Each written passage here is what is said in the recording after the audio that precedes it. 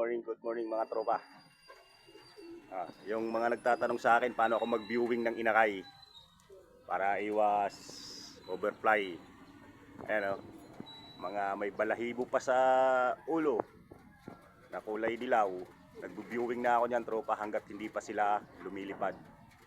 Sinasanay ko na sila rito kasi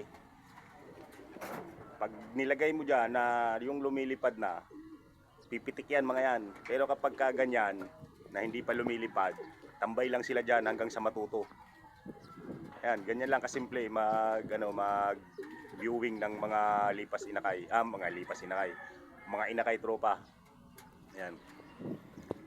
Araw-araw na yan gagawin ko hanggang sa matuto sila na lilipat dito sa bubong, dyan, sa bubong ng kulungan. Hayaan ko lang yan dyan. Tapos pag lumipad na yan, doon naman papasok yung 8, 9, 10 na pagputol natin sa kanilang pakpak. Hayaan ko lang muna sila dyan. Ganyan lang hanggang sa matuto sila dyan.